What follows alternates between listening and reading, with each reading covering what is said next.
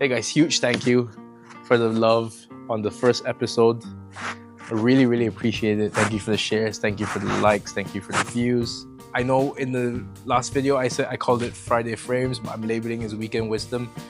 It's just really hard to keep it live and post it on the Fridays and managing the different projects in my day job. So I decided to call it Weekend Wisdom instead. It makes it more doable for me to hit it every weekend. So that's that. Once again, thank you so much for the love. And I'm super excited for this episode. We're talking to Phil Ossai.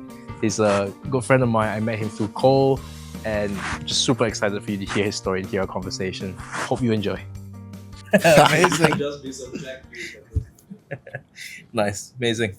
Cool. Thank you so much for doing this. No, my pleasure, man. Very, very random, very last minute, but I love the impromptu-ness. Yeah, you know, sure. I love how you're like, sure, just give me 1 power hour and I'll just do it. Yep. You know, I love that.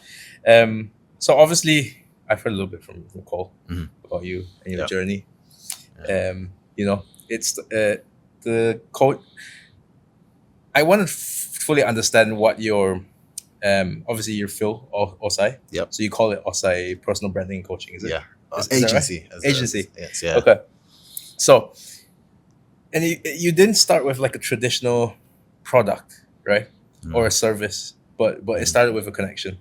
You know, can you share how reaching out with like old colleagues, mentors, peers who help you like in the foundation of your agency? How did those like initial conversations? Yeah, for sure. I can give a whole story of how the agency started. So essentially, I've always known about content. I've always known about marketing and social media, and I ran all kinds of businesses. I was a kid at school that would sell you sweets on the playground. I always had the entrepreneurial way of thinking. Don't know where it came from. Your dad? Yeah, actually, you're right. You know, you know a lot. So yeah, I guess it did come from my pops. So it's in the genetics, son. Yeah. But the way it kind of took form in me kind of came out the blue, and I think essentially I had run a fashion brand. I then started working in the music industry. I had a few like meme pages, entertainment pages I was managing as well. And the thing I had in common with all of them is I knew how to grow their profile and community, but I never really had anything to show for it once I moved from project to project. So when I got to the stage where I was like, I want to work in the corporate space, I kind of moved from marketing to corporate. I was then tasked to do the same thing, but for a large tech company. Having that at the back of my mind of the importance of maybe I should try and build a community around myself, and then also having this opportunity to work for this corporate company, I then thought, okay, why don't I push the executives in the company versus the company itself, because we're really struggling on the platform LinkedIn, right? So that past experience I came forth and I pitched it to them and I said, hey, I think we should push the CEO's brand rather than the company's brand, because it's such a big company. They're like, okay, well, it's going to take a while to get into motion. We're talking 3 to 6 months. My brain, I'm 21, 22 at the time. Like, I can't comprehend 3 to 6 months. I'm like, man, I'll probably won't even be here in 3 to 6 months. So I thought maybe I can speed it up by creating my own brand on LinkedIn and showing that as a case study to speed that up. But funny enough, through that, I then ended up having, I guess, my own success, and a few posts went quote unquote viral. And then, I had 100,000 people within the space of 24 hours be aware of me. Yeah. And to answer the question, the long-winded way, where did that connection come from? I had 100,000 people, and rather than just be like, oh, cool, I went viral and get on with my day, I thought, let me actually look at every single person that has viewed the post, viewed my profile, liked and reacted to the post, commented, and try and actually connect to them. So I started to message people and say, hey, I came across your profile through the posts that you liked of mine. I would love to have a chat. And through that, I think I had maybe 30, 40 calls just booked in of me just talking to people. No agenda, no sales. I wasn't trying to pitch to them. I didn't even have anything to pitch at the time. And I was just like, I'm Phil. I'm trying to start a personal branding agency, et cetera, et cetera. And people just started to say, do you know what, Phil, let's give this a go. The first person that reached out to me, they actually came to me, not me to them. So this was kind of before I did the calls. They said, Phil, what you just did for yourself, can you do that for me? I was like, do what? And they're like, you just made the post go viral. Like, you understand how to create content, you understand the community growth aspects. And I was like, oh yeah, I guess I do. Let's do it. And that was my first client at the time. And this was maybe January 2022. And then from there on, I was like, all right, I'm just going to keep reaching out to people. and from that post and just booked in those calls. And then, I think I had another 2 clients come on board and that matched my salary. And I was like, okay, I'm just going to hand my notice in, take a risk, had no savings, very immature, would not recommend it. Yeah. But I was like, okay, I have the opportunity. You're the perfect age to make the risk as well. Exactly. Yeah. I was, but I also have to know I have a daughter too. So at the time she was maybe 4 or 5. Okay. I should really have had way more in savings than I did, just in case it didn't go wrong. But glory to God, it ended up panning out right. But I did notice that obviously I'm young. I have the higher risk tolerance. So I was like, Joe, hand in the notice. I've got 4 weeks notice to work out anyway. Yeah. So can I bring in more clients in 4 weeks? I was like, yeah, I think I can.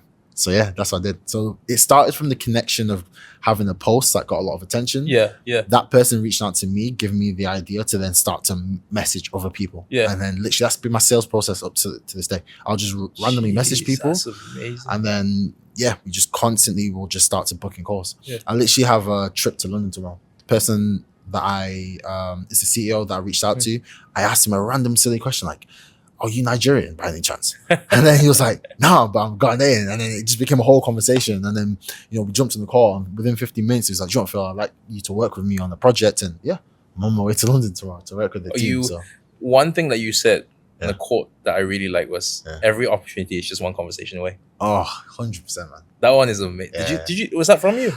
Did you learn that from someone?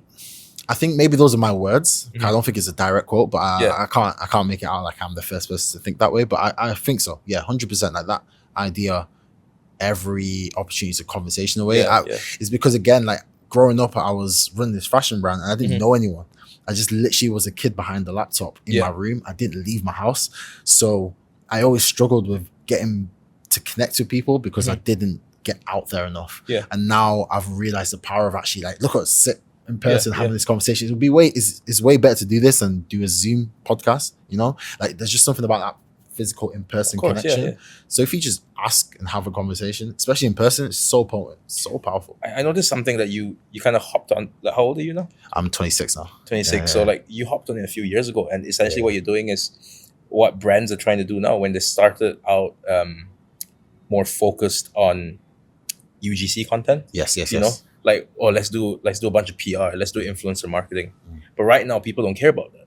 I don't care if my someone I follow likes this. I want to see if you're a brand, a clothing brand, for example, I want to see the owner actually building it, because it's that authenticity that you're teaching and you're showing it to people. But you hopped on that way early on.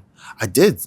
It was, in the grand scheme of things, still there were a lot of people that did it ahead of time. Yeah. And there's still a lot of people that can still do it. Yeah. And I'm not the biggest person in the world, but I think I've carved a bit of a niche. The joy is, I think people buy from people connect with people, but the key metric that no one really talks about is like trust and relatability. There's just something about being able to say like, hey, I can imagine I'm a billionaire sat next to you. Yeah.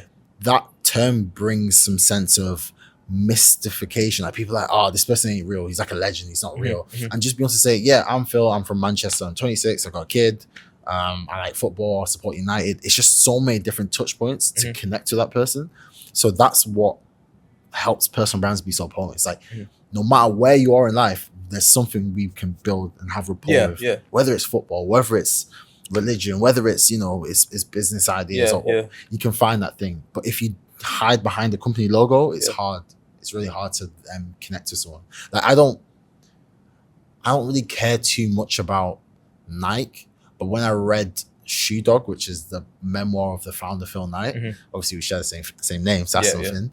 But just hearing the story made me respect him more. And although he doesn't directly involve things with Nike anymore, it's definitely improved my likeness towards Nike because of the fact that I'm like, I see the story, I see the history behind it. Whereas if I never knew who the founder was, like the Adidas founder, like I know a little bit about him, but not that much. I don't really connect. Did he split with Puma or something? Yeah, I heard like it was his brother or something. Yeah, but I don't know too much about it. But just when a founder's out there, like George Heaton, if you know, represent their brand from Manchester, that he's so visible. He's just everywhere. He loves to run. And I'm like, do you know what? I relate to that because I like to run, So just find them things that you can have in common with people. And if you're a founder and you have the guts to put yourself out there, it's crazy what will happen, for sure. That's amazing.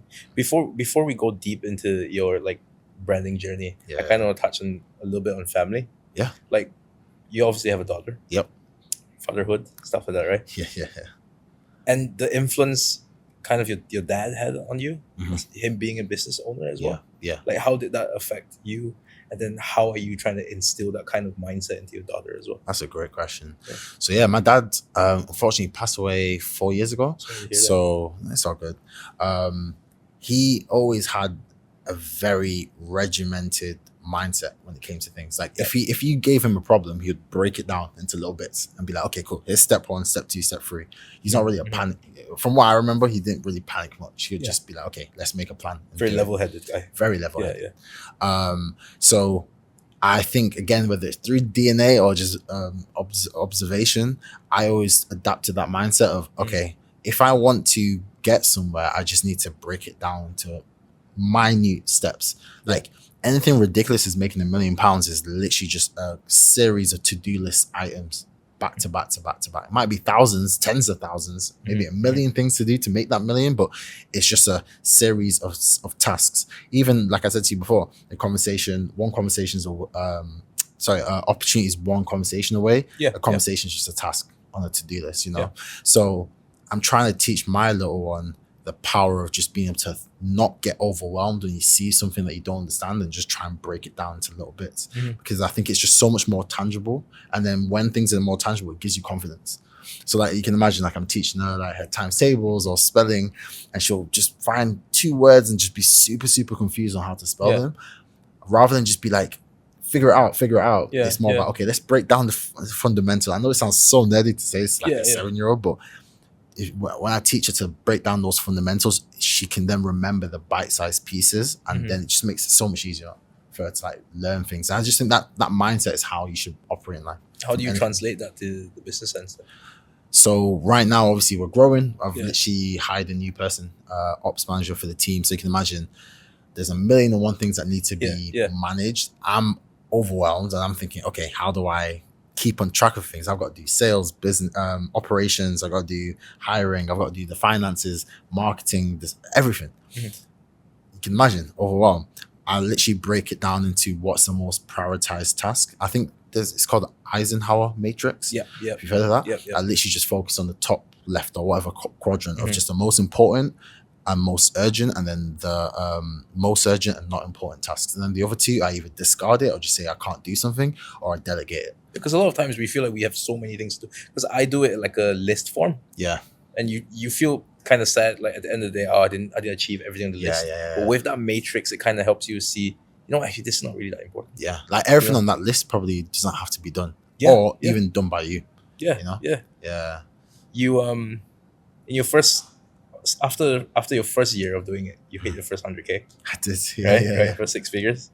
How did that feel? And with that, seeing that amount, it obviously kind of shifts your mindset a little bit. Definitely, right? Definitely. I want to kind of hear firsthand, how did that feel for you? I'll be honest, like you probably think I'm like, yes, I feel good, feel whatever. I didn't really feel anything other than relief. And that's something I've heard a few other people say is money was never my motivation. So relief is the only word, because relief meant I can continue to work on this business, continue to improve my skills. I get more of a kick out of leveling up or having a problem and solving it. That's where I get my dopamine hit from. It's that feeling of, okay, this client's come on board and they want XYZ results. Let's make sure they get it. And when they get it, I just feel good. And then you do that over and over and over again, and then you get a call or you check your QuickBooks and it's like, oh, I've done £100,000, within 12 months. That's great. But the focus was always the clients. It was always the problem solving. So I'd say that. And obviously I'm grateful. I thank God that I'm able to take care of my little one. I'm able to take care of myself and do fun stuff. But yeah, when you're so focused on the work itself, you can't forget about that. I think the reason why and where it came from is when I started my fashion brand, you can imagine my number 1 motivation was money. I was like, bro, I'm broke. I can't even buy a meal deal. I need money. And within 2 weeks of starting that brand, I realized, if money's going to be my motivation, I'm going to give up. It's just not. It's like the delay of inputs turned into outputs. It's so long that I just knew if money was the motivation, I'll just keep looking for a new quicker way to make money, and it's just going to keep me in a circle. So I just had to say to myself, do you know what, Phil? You're probably not, you can't chase the money because it'll run away from you. You just got to accept it's going to come when the time's right, and just have faith that God will provide for you in the meantime. And I was just like, all right, cool. Well, what else can I do? So I started reading a lot, and then through reading, I realized the power of just developing skills. So now I'm grateful I'm in a position where, God forbid, if the agency fell apart today, my skill set is still valuable enough for me to go get a job or go work in a startup and take some equity in a company and be able to grow with it, you know, because the skills behind the agency is valuable. So to kind of answer that whole question, the money is relative, because I can also say, oh yeah, I made 100K in my first month. I know people have made, first year. I know people have made 100K in their first month. So how, if we play the game of comparison, it's like, I haven't really done that well, have I? So it's just important to just kind of focus on something outside of money. For sure. That was honestly a great answer. When you were explaining it, I just kept thinking back on one of my favorite speakers. His name is Simon Sinek. Yes, love him. He said that money can't be a goal. It's the fuel. You know, you have a car, your business is the car, you're going to get from point A to point B. The money is just what helps you get there. But you know, obviously, when you first started the clothing business, the intention is money. You know, we all had one first business idea where we just want to make a bunch of bags. You know, you want to just get rich, you know, stuff like that. But now you start seeing value. You start seeing an exchange of value, and you're offering value, and you see problems and you solve those problems. And you just feel so much joy in doing those things. Something that I want to ask you about, you've mentioned it a few times there, is mention God. There. Would love to hear a little bit on your faith journey and how he has been a part of your success. Oh, he's integral to the center of it. So I even tell you the story. So I obviously told you how I started reaching out to people at the start of the agency, and we're just having conversations. There was one integral client that was the reason why I was able to quit my job. And essentially what happened was, a young guy from Manchester as well, I won't mention his name, but he I reached out to him. I just said, hey bro, you know, keep up the great work, like just showing you love. And then I left it as that. He actually reached back saying, oh Phil, like appreciate it, like let's actually get food, let's get dinner and have a chat. And I was like, here's where the ego was coming in, the pride. And I was like, dinner? I don't even know you. Like, what do you mean dinner? Like, at least like let's go for like drinks or coffee. Like that's dinner's a lot. But something in the back of my head was just like, just go and meet this guy. I was like, all right, fine. So I went to go meet him. The whole time I was walking to the place, we went to Italian spot. The whole time I was walking there, I thought he ran a social media agency, like working with brands to like sell their products. But then I actually started to do the research, and it's not that. It was like he does talent attraction through social media. So he helps big brands attract and hire people through social media.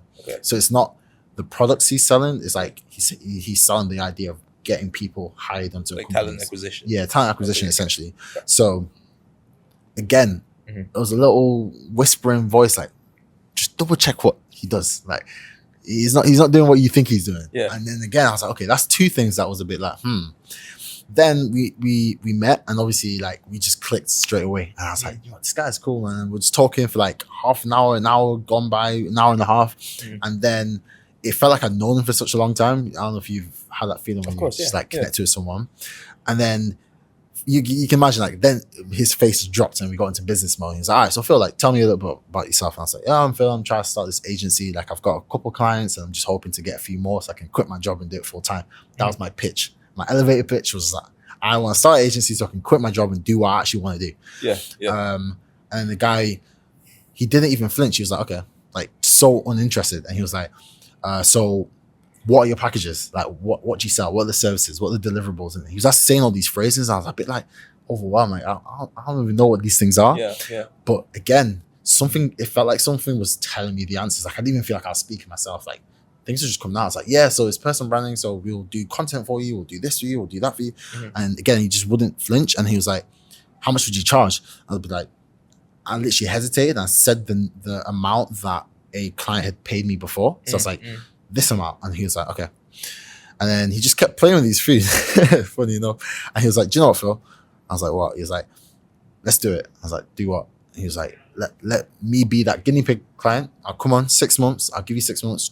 Do whatever you want. Build my profile, build my social media, and we'll see where we are after that. I was like, okay. And I was assuming I was going to do it for free. So I was like, yeah, sure. But a bit like, you know. And he was like, oh, and I'll match that budget, he said. My heart just sank. My head just exploded. I was like, what? Because in my head, I just realized I had not just matched my salary, I exceeded it. Yeah. So I was making more money than I was before. Yeah. So in my head, I'm winning. And then I'm obviously saying, oh, like, bro, like, thank you so much. Like, this is like the dinner was over and we're about to head our separate ways. Did you pay for dinner? To be fair, I think he did, you know. He did as well. I owe him for that. I do owe him for that. But I did make him a lot of money. So yeah. But at this point, I was like, oh, thank you so much for the dinner and also the fact for this opportunity. And I was just like, you can imagine like a little kid just rambling. Oh, thank you so much. He literally just put his hand on my shoulder. He was like, Phil, I just need to tell you something. I was like, what? He's like, the Holy Spirit told me to work with you before I even came to see you today. I just want to let you know, innit? Like, God's clearly using you for something, and I'm just an obedient servant to his word. But I just want to let you know that. Yeah. You can imagine, I was like, what? My whole head was just spinning. I was like, what does that mean? And then we went our separate ways, and I was walking home. You can imagine I'm tearing up. I'm thinking, whoa, God, you've been there. Because you can imagine as someone that was born into knowing Christ, but then becoming a teenager and not rebelling, but just not understanding it so well and just kind of like distancing myself, not even intentionally, but just fading away. I can imagine, I don't know if you can relate that feeling of, I forgot to pray today. And then it becomes 2 days and 3 days. And it'd been like that for a while. So I just started to pray. And I said, God, I know this is you.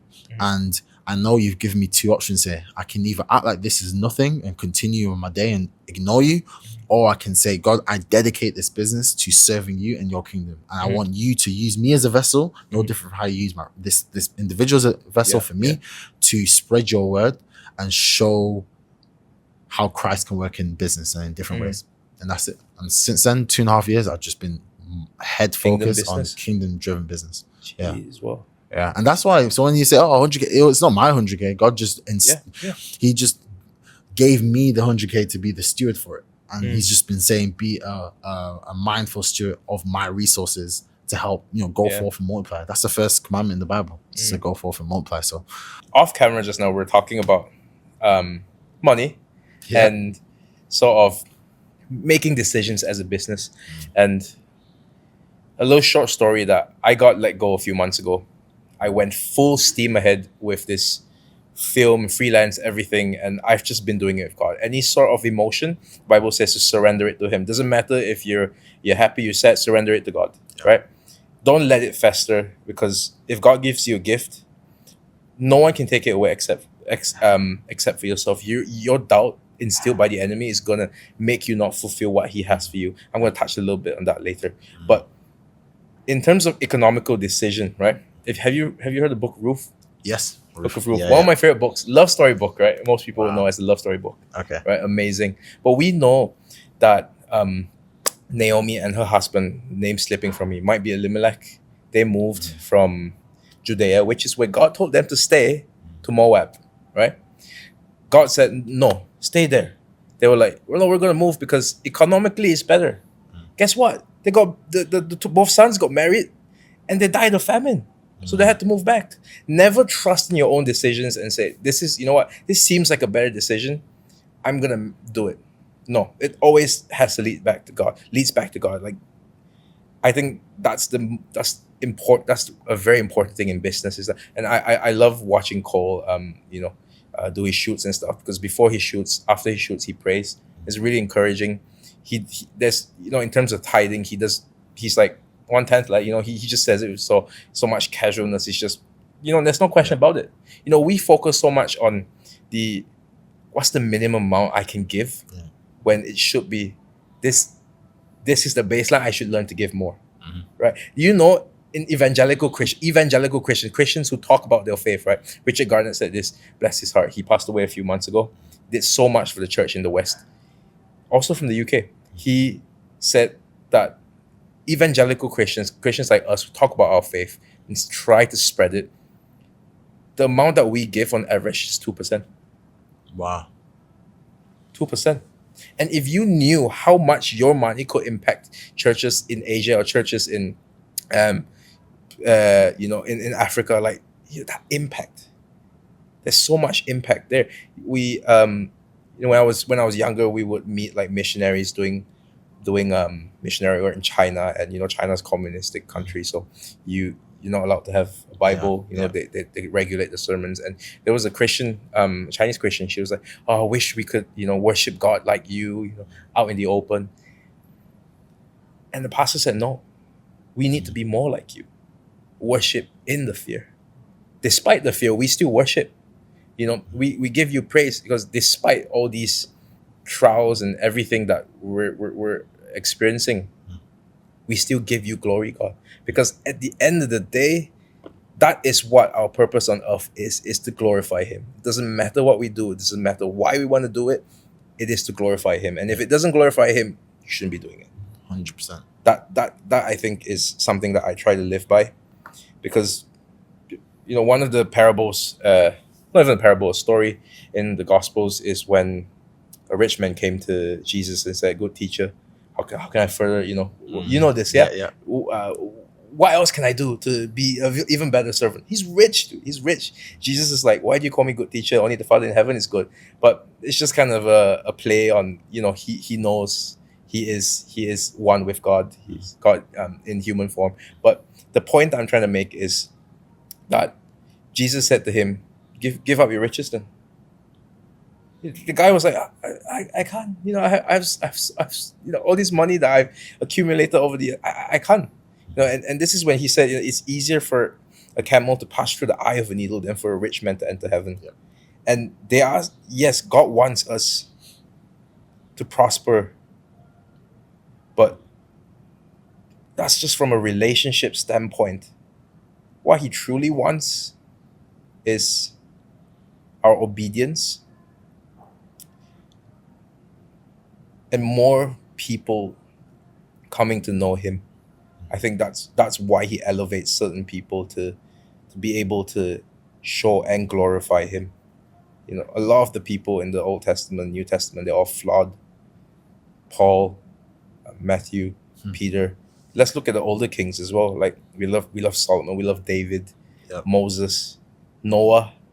After Noah's thing, he got drunk, right? He got drunk, and then he got raped. Yeah. Oh, no, he didn't get raped. Sorry, his son raped his wife. What? Crazy, right? I tell this story to Cole a lot. One of my favorite Bible characters is actually Samson, and each one of us we created with a purpose, because the Creator has a grand scheme for everything, right? And Samson was to liberate the Israelites from the Philistines, right? That was his job, right? Don't cut his hair, and a bunch of eating rules, but that's what he was supposed to do. What did he do? He fornicated with them.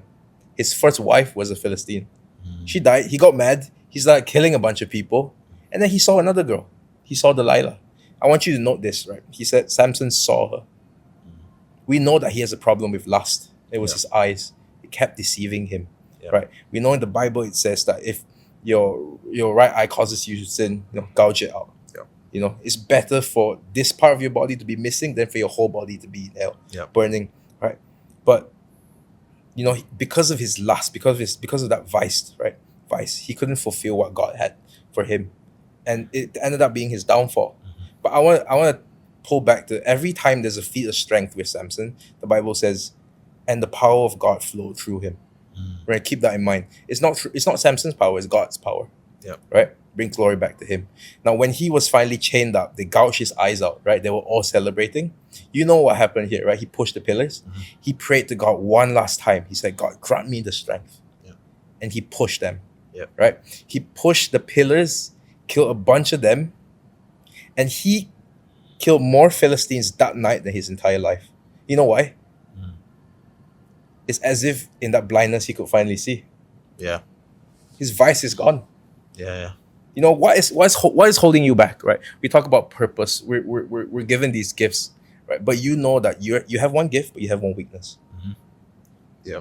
Right? Yeah. Right? I think about so much. I think about that so much. I have a pride issue, and it scares me sometimes. Because I love compliments. I love being the center of stuff, but God elevated me to this. I'm just a humble servant. I'm nothing. You know, so that's something that I just try to remind myself as well. But I want to. That's powerful though. We can't even skip through a lot of the points you made. That spirit of humility and brokenness, that's when God starts to show himself. That's when you allow the opportunity for God to show himself. Because I'm sure everyone sometimes thinks, why is this happening to me? Or why is God letting certain things happen? Like you mentioned, he has a greater plan. If you look at the book of Job,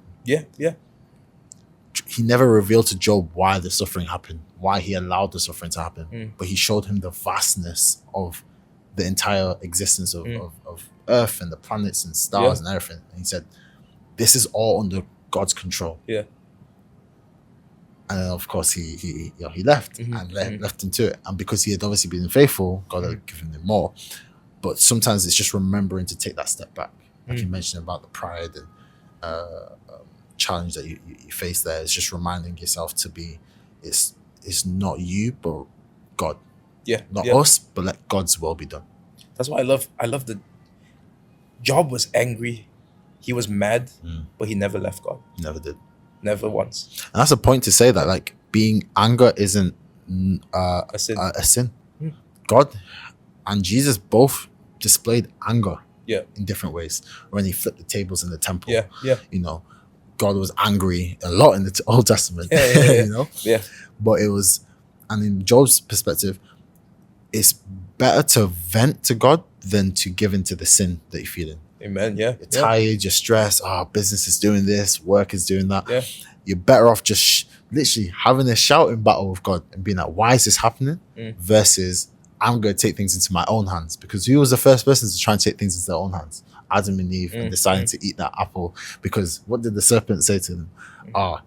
Why let God decide what good and evil is? Why don't we put into our own hands and decide what that is? If you look at what's happening out in the world now, everyone's just deciding, do you know what? I don't think that's how things should be done now. I think it should be done this way. According to what? It's just how I feel. It says, lean not on your own understanding. Exactly. You know? Yeah. But we're saying all these words from the Bible, but these all have biblical, all these biblical principles translate so well into business. 100%, yeah. Leaning on your own understanding is a surefire way to fail in business. If you just think you can do everything. I don't need no accountant. I can sort out HMRC by myself. Good luck with that. You know? Or I know everything about TikTok. Like, I watched a 1 hour video, I know everything. But you don't. So it's that concept of taking and translating these business biblical principles into business principles is literally my hobby. It's why I spend all my time trying to do. So I'll read something and be like, okay, God, how can I apply this? Holy Spirit, guide me and show me how I can apply this to further your kingdom through the business. You know, it's powerful, man. Honestly, I could speak all day about different biblical principles and how they apply to business. No, it's perfect. You know? That book is just amazing. That book of books, just amazing for everything. 100%, man. I right now I'm so invested in, like, you. Obviously, how many years have you been doing this? 2.5 now.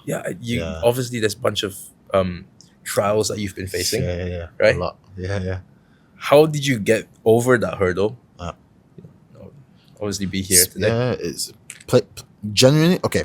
Short answer is perseverance. I just kept going. You can't lose if you don't quit. That's amazing. It's a quote right there.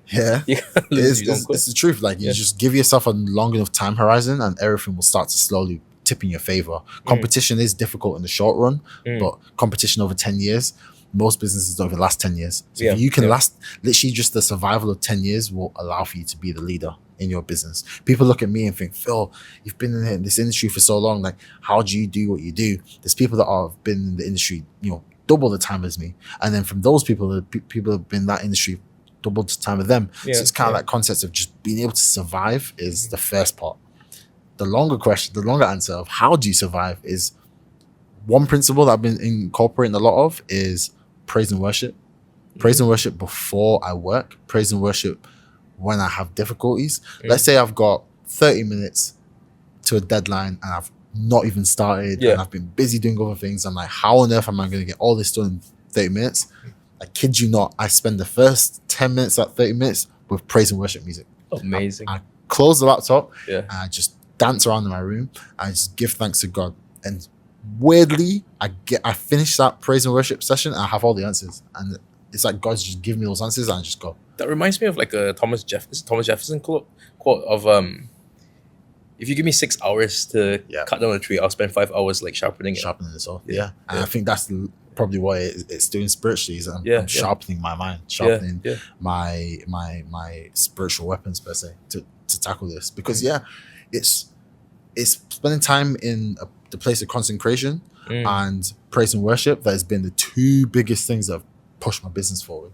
Past the concept of, okay, you exchange 8 hours of your day to work for X amount of money. Yeah. How do you actually get yourself from making 10,000 to 50,000 or 100,000 or whatever incomprehensible number you've got in your mind that just feels impossible?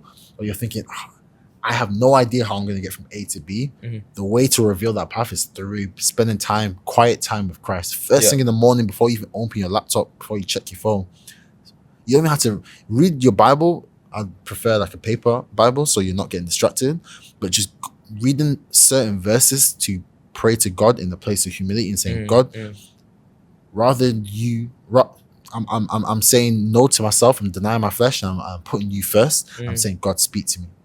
When you learn about the I was going to say the science of fasting, but more the biblical reasons behind fasting, is denying your flesh and your temptations that are associated with that and saying, God, I'm putting all that to the side and I'm seeking you first. I'm putting you ahead. I'm prioritizing you ahead of my worldly situation. You have 30 minutes to do a deadline and you're spending the first 10 minutes praising, running around, dancing around in your room. To a non-believer, that sounds like, what are you doing? Doesn't make sense. No, yeah. But again, I can't remember where in the Bible it says the concept of when God uses what is it? He uses, is it the poor to mock the rich, the dumb to mock the wise? Yeah. That's one of those examples. Something as silly looking as dancing and singing and praising will do more for you than spending 18 hours working with your head down. I love what you said about denying the flesh as well, because like in our day-to-day lives, let's say you're like, I'm so tired, I don't want to go to the gym today. But then you fight that flesh need and then you go to the gym. It builds discipline in a spiritual way as well. 100%. Or like eating out and you're like, no, I'm going to cook, or I have meal preps. You know, like you constantly denying your flesh, it's a muscle that you're training. It is. You know, and I want to ask you this before I say what I'm going to say, but was there a time when or give me an example in a time where you didn't go to God first? Oh, I can give you plenty, man. I can give you plenty. Business ones? Yeah, the wildest one. So I had a client reach out to me. Yeah. And they offered me the biggest contract I'd ever seen at that point. Yeah. I'm talking enough to be in the 1% of earners of someone our age. Only our age, not the whole entire world, but our age. So our age is a crazy metric, really. Like I'm talking, quite a lot of money. And rather than go to God and be like, God, how do I do the best for this person? Because you have given me this opportunity. How do I best steward it? I thought it was all me. I was like, I'm that guy. You see that? Yeah, that's all me. And I flaunted it. So all this is all subconscious. I didn't go to God and say, thank you, God. I knew all this came from me. I just was like, this is just me. Like, I'm just good at this at this point.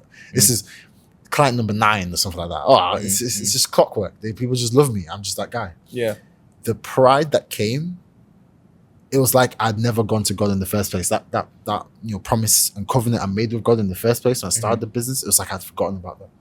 And again, this mirrors the people of Israel very similarly. After a few days, after they got saved, God will save them. The golden calf. Yeah. What? It's like they forget about it. They just forgot. It was just that quick. They forget, and that's something that we have to be conscious of. Is we are so quick to forget about the blessings God has given us. That's why they say gratitude. It's part of that. It's that concept to just remind you gratitude for what you've got, but then also on top of that, remind yourself that it's God that gave you that. We don't own anything. We don't deserve anything. We don't. If what we deserve is death.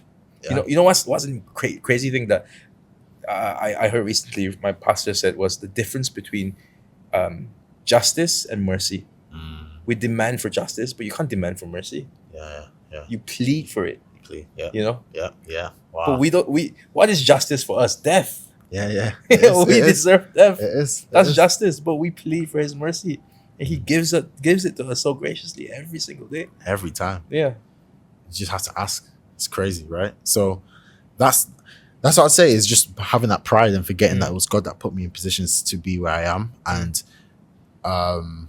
then making mistakes off the back of that and not going to God for it, going to God to rectify these things. Again, when you think you are the sole reason you are where you are, it's the pride comes before the fall. Yeah. You know, and it always happens. That's the biggest mistake, I'd say. Yeah, for sure. I love how you transition from that as well, because you know when you put in a place of pressure, that was a trial. That was definitely a trial. And when you're not practicing that denial of the flesh enough, you resort to old sources of handling stress. You go back to alcohol, you go back to sex, money, you know, like old drugs, stuff like this. Yeah.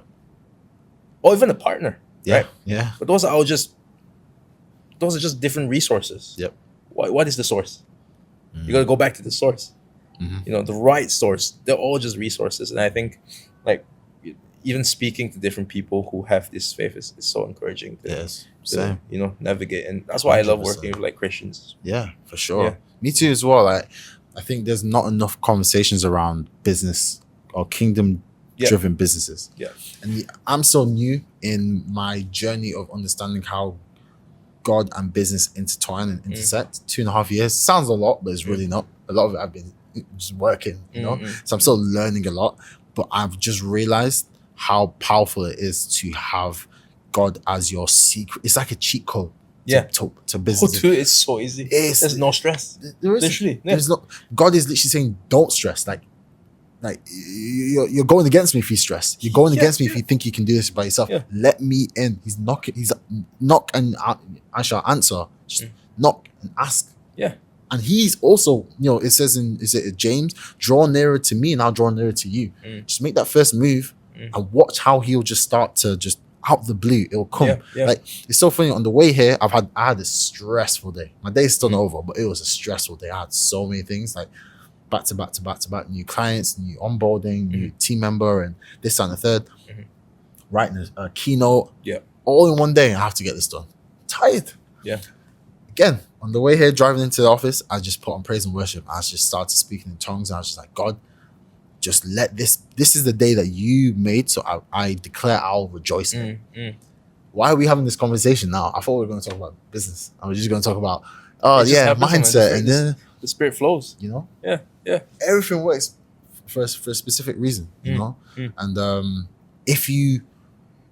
God will always try and bring himself back to the forefront of you. Like, I don't think it's a coincidence we're all having this conversation. Yeah. You know? And all I ask for everyone that's listening is, like, just listen and be obedient when God is calling you. Because, yes, we are saved. You just need to believe Jesus Christ is your Lord and Savior, and you will be saved. But if you want to be abundant on this earth while you're still here, there are spiritual laws, like the laws of gravity. There are spiritual laws that God has created for you to discover plainly, in plain language, in the Bible, for you to just follow. Blessings, obedience comes before blessings. Oh, that's good. That's good. It's truth, man. Yeah. We can all act like, nah, God will forgive me. He will forgive you, but you still have the consequences for your actions. You can't, you know. Murderers can go to heaven if they repent, but they're still going to spend the rest of their life in jail because of the consequence of their action, you know? So it's like, cool, let's now realize we are saved, but what can we do to enjoy our existence on earth and it be plentiful and bountiful? That's what God's initial intention of God of earth was going to be. These people, they could be on trend if they wanted to, but I've actually learned through them that if you chase trends, you're not establishing your core values, and then if anything, you're too weak. Kind of like what we're talking about. It's like building your house on sand versus rock. Having a strong foundation that tests that can test time from past, beginning to future. past, present, future, that's what you want your foundation of your brand to be like. Yeah. Then you can jump on a trend if it relates to your core values. Don't just jump on anything. So that's how I'd say you approach the trends, the actual trends. So like, for example, people talking about DEI on LinkedIn, or the demure trend on TikTok. Yeah. Knowing whether or not to jump on it is down to your core values. In terms of getting people's attention, it's tough now because content's becoming more stimulating. Before, if you think about it, the internet wasn't as advanced, so bandwidth wasn't as high. Video wasn't as prevalent. People would go on social media for text on MySpace, or you'd have like a rubbish, just like a few pictures on Instagram, lots of filters. It was very blurry. Now the main form of content is video. We're recording a podcast. It's 4K video. So now to get someone's attention requires something that is so human-like, so cognitively stimulating. So there are obviously tactics towards that, like flashing lights, a visual hook, a person jumping into frame, the audio changing, having something happen in the background like we were talking about before, like someone just doing something random unrelated to the video. Those are all just ways to create what is called pattern interrupt. This is the idea of people used to seeing something similar, and then you just imagine just seeing a bunch of videos that had like a red tint to them, and then yours is just blue. It just catches your attention because of that. So that's the tactical side. And then the more long-term side is just stick to your core values, and only if things align with your core values, do it. If not, be willing to pass on those trends. You have to be willing to pass. 100%. Yep. Okay, that's fair. It's not easy though, because like you can see something that's doing so well. Yeah. How do you decide like, oh no, this is doesn't line with the core values, so you just pass it up? Again, we talk about it in biblical terms. There's a lot of men can struggle with, for example, lust. I know myself, I've definitely struggled with that. You see plenty of women, kind of like we're talking about different trends, not to make women trends, but different things and opportunities you want to jump towards. Choosing which is the right one to go for is discernment. So praying to God for discernment on what trend or concept I should do is something you can also do. But then also remembering that just because something's shiny doesn't mean it's gold, doesn't mean it's what you should be going for. Because kind of like what I said before in relation to women, the Bible says the lips of a foreign woman can taste like honey, but the aftertaste is like bitterwood. So you may want to do it, and then you actually realize it wasn't worth it. In more, I'd say, generic terms, jumping on certain trends can damage your reputation. And over time, people will trust you less because what you're doing doesn't seem genuine. And then again, that's all you really have. This is why I say it's not about money. It's not about virality. It's about your reputation and increasing that trust. Think of that trust like depositing money into a bank. It takes, I think it's Warren Buffett said it, like it takes 10 years to build a reputation. It takes 10 seconds to destroy it. You've got to maintain it. It's crucial. So to wrap this up, what is somebody in your position who started out like the way you did, right? What's one piece of advice you would give to entrepreneurs who are looking to build a business, but they don't know where to start? Like try to touch into how important it is in reaching out and having conversations in the early stages, just the way that you did with and obviously you felt a lot of hesitant towards approaching people, insecure. I don't know a lot. How can I? You feel like you're missing a lot of critical information, but those are what built the initial stages. I think any person who has a brand or a business, you start sales. It's not. So what would you say to that? I'd say it's a two-pronged approach. Okay. First step is skill acquisition. Okay. And the beginning of skill acquisition is just being open-minded, to have a growth mindset, which basically means I believe with enough time and enough effort, I can change who I am today to someone else in a week's time, a month's time, a year's time. So if you have that underlying belief, you can essentially learn something new. Once you're open to learning new things, start to look at skills in the news, in media, that kind of looks like it's where the world is heading towards. AI is a big trend at the moment that's going to stick around for a while. Anything tech related is really good. Anything you mentioned before, sales will never go. Those are skills, fundamental skills, if anything, you should be learning. So copywriting, sales, programming, if that's something you're interested in, or I'd say AI prompting now, and learning one of these skills, and then find a way to essentially sell that to a company. The way you do that is by having a conversation. So another thing you need is the confidence side. So that's the first pronged approach. Get the mindset to get the skills to be able to be in a position to potentially speak to other people, to sell it to them. Second side is what I call the 3 C's. Content produces conversations that builds a community. Create content around the skill set that you've created. So I'm really good at copywriting. I'm really good at personal branding. I'm just saying, I'm not really. I'm now going to create content around how I've been able to build other people's personal brands. Here's the tactics we've used. Off the back of that, someone's going to view that post. They're either going to view my profile or like it, even if it's one person. I'm going to reach out to one person and say, thank you so much for taking the time to read my post. I know we've not really connected before. I'd love to have a chat or go for coffee or a virtual one if you're not around. Have 15 minutes just to speak and learn more about that person. Ask them questions to understand what challenges they may be having. So what's your thoughts on personal brand? Like how are you finding it? Or, you know, why don't you post often on LinkedIn? They'll be revealing to you pain points, like a clue of what challenge or problem they have that needs solving. And your game is to be able to connect the dots and find how your skill set connects to that problem, and then offer them a solution. Not in that call, but later on. You know, hey Matt, it was really good catching up with you last week. You know, I've been thinking about what you said. You know, you mentioned you're really struggling with getting content created really quickly. I think I might actually have a solution for you. You're open to hearing it? Jump on another call with Matt. Hey Matt, so I was thinking, I know how to use AI really well, and I think I can use AI to create content and podcast snippets and be able to produce, 30 days worth of content in 30 minutes. It'll just cost £300 for a week for us to test this, and then after that we can discuss longer. Is that something you'd be open to trying? Yeah, sure. You just made £300, and that £300 can become 3,000, 30,000. That's so crazy, because that way you're not just saying this is my price. It is this is how I'm going to solve it for you, because I know you have this problem.